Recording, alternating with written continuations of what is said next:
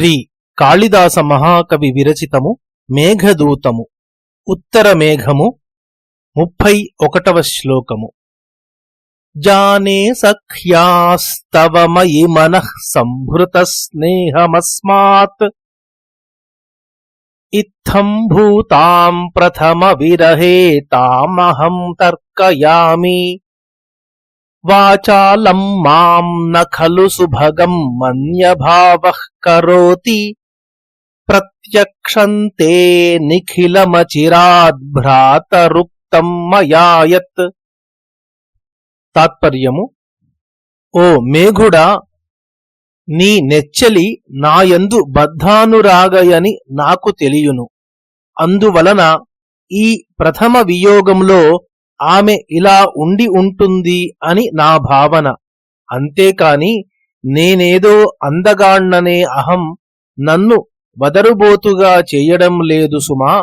సోదరా, నేను చెప్పేదంతా నీకు త్వరలోనే సాక్షాత్కరిస్తుంది.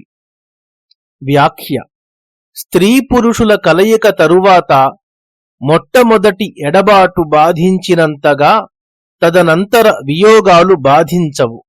ఎవరికి వారు కొంచెం వెనక్కి వెళ్లి ఆ రోజుల్లో ఎలా ఉందా అని జ్ఞాపకం తెచ్చుకుంటే ఈ విషయము విశదమవుతుంది. వియోగ సందర్భంలో పురుషుడు స్త్రీని గూర్చి, స్త్రీ పురుషుని గూర్చి అవతలి వారు ఎలా ఉంటారు అని ఊహించడం కూడా అత్యంత సహజమైనదే.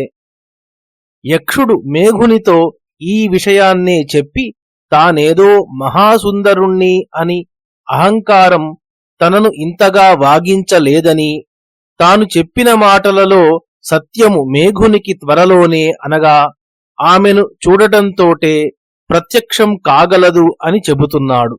అలంకారము కావ్యలింగము. మేఘదూతము ఉత్తర మేఘము 31వ శ్లోకము. స్వస్తి.